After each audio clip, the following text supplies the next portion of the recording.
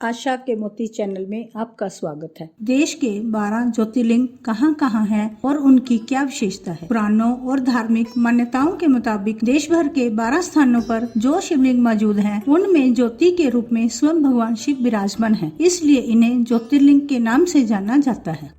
त्र्यंबकेश्वर ज्योतिर्लिंग, यह ज्योतिर्लिंग महाराष्ट्र में नासिक के पास स्थित है। पूर्व काल में गौतम नाम के एक विख्यात ऋषि हुए। उनकी पत्नी का नाम अहल्या था। दक्षिण दिशा में ब्रह्मगिरी पर्वत नामक एक पर्वत है। वहीं रहकर उन्होंने दीर्घ काल तक तपस्या की थी। एक समय वहाँ भयंकर अकाल पड़ा। पूरी धरती पर कहीं एक गीला पत्ता भी नहीं दिखाई पड़ता था। तो फिर जीवन का आधार जल कहाँ मिलता। उस समय वहाँ रहने वाले मनुष्य और वन्य जीव उस क्षेत्र को त्याग कर दूसरी जगह चले गए। तब गौतम ऋषि ने 6 महीने तक तप करके वरुण देवता को प्रसन्न किया। गौतम ऋषि ने वरुण देव से वृष्टि की प्रार्थना की। इस पर वरुण देवता ने कहा, देवताओं के विधान के विरुद्ध वृष्टि न करके मैं तुम्हारी इच्छा के अनुसार तुम्हें सदा अक्षय रहने वाला जल देता हूँ। तुम एक गड्ढा तैयार करो। उनके ऐसा कहने पर गौतम ऋषि ने एक छोटा सा गड्ढा खोदा और वरुण देव ने उसे दिव्य जल से भर दिया और कहा, महामुने, कभी क्षीण न होने वाला यह जल तुम्हारे लिए तीर्थ रूप होगा और पृथ्वी पर तुम्हारे ही नाम से इसकी ख्याति होगी। ऐसा कहकर महर्षि गौतम से प्रशंसित होकर वरुण देव अंतर्ध्यान हो गए। गौतम ऋषि वहाँ उस परम दुर्लभ जल को पाकर पहले की तरह ही विधि पूर्वक नित्य पूजन आदि अन्य कर्म करने लगे। उन्होंने वहाँ धान, जौ आदि अनेक प्रकार के अन्न और तरह तरह के फल फूल के वृक्ष लगा दिए। देखते देखते वे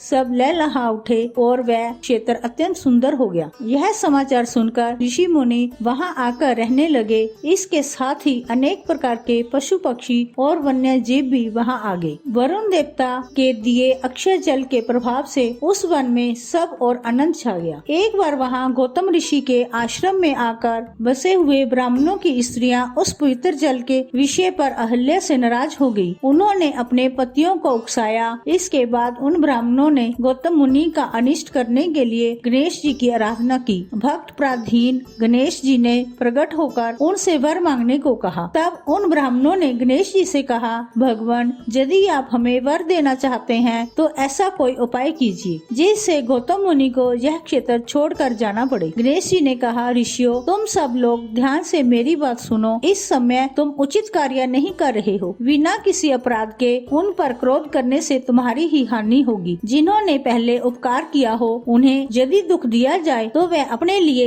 हितकारक नहीं होता। पहले अकाल के कारण जब तुम लोगों को दुख भोगना पड़ा था, तब महर्षि गौतम ने जल की व्यवस्था करके तुम्हें सुख दिया, परंतु इस समय तुम सब लोग उन्हें दुख देना चाहते हो। यह किसी भी प्रकार से उचित नहीं है। इसलिए तुम लोग कोई दूसरा वर मांगो। यद्यपि गणेश भगवान ने ब्राह्मणों को उपदेश दिया, पर उन्होंने गणेश जी की बात नहीं सुनी। तब भक्तों के अधीन होने के कारण गणेश जी ने उन ब्राह्मणों से कहा, तुम लोगों ने जिस कार्य के लिए प्रार्थना की है उसे मैं अवश्य करूंगा। ऐसा कहकर वे अंतर्ध्यान हो गए। कुछ दिनों के बाद गणेश जी एक दुर्लभ गाय का रूप धारण करके गौतम ऋषि के धान और जौ के खेतों के पास पहुँचे। वह गो अपनी दुर्बलता के कारण कांपती हुई उन खेतों में जाकर चरने लगी। उसी समय गौतम जी वहाँ आ गए। अपने दयालु स्वभाव के कारण वे मुट्ठी भर तिनके लेकर उन्हीं से उस गाय को हाँकने लगे। उन तिनकों का स्पर्श से वह गौ पृथ्वी पर गिर पड़ी और उसी क्षण मर गई। वे द्वेषी ब्राह्मण और उनकी दुष्ट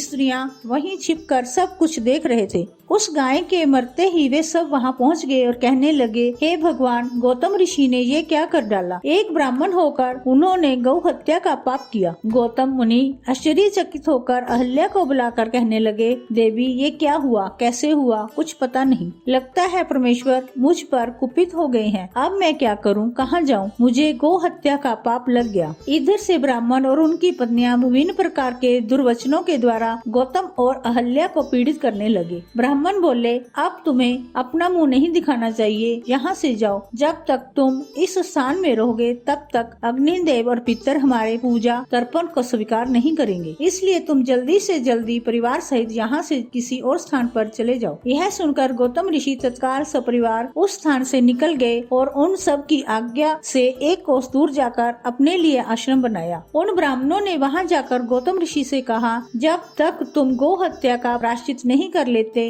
तब तक तुम्हें यज्ञ आदि किसी भी वैदिक अनुष्ठान का अधिकार नहीं रह गया है। यह सुनकर गौतम ऋषि ने उनसे प्रायश्चित का मार्ग पूछा। तब उन ब्राह्मणों ने कहा, गौतम तुम 1 करोड़ पार्थिव लिंग बनाकर महादेव की आराधना करो, फिर गंगा में स्नान करके ब्रह्मगिरी पर्वत की 11 बार परिक्रमा करने से तुम्हारा उद्धार होगा। गौतम मुनि ने उन ब्राह्मणों की बात मान ली और पार्थिव लिंगों का निर्माण करके शिव आराधना करने लगे। इस प्रकार बहुत समय बीत जाने पर गौतम ऋषि के आराधना से संतुष्ट होकर भगवान शिव वहाँ माता पार्वती और अपने पार्षद गणों के साथ प्रकट हो गए और गौतम मुनि से कहा, महामुने मैं तुम्हारी उत्तम भक्ति से प्रसन्न हूँ, तुम वर मांगो। उस समय शिव जी के सुंदर रूप को देखकर आनंदित हुए गौतम ने भक्ति भाव से शंकर जी को प्रणाम करके उनकी स्तुति की। फिर दोनों हाथ जोड़कर बोले, हे देव मुझे निष्पाप कर दीजिए। शिव जी ने कहा, मुने तुम धन्य हो और सदा ही निष्पाप हो। इन दुष्टों ने तुम्हारे साथ छल किया है। जिन दुरात्माओं ने तुम पर अत्याचार किया है वे ही पापी और दुराचारी हैं। महादेव जी की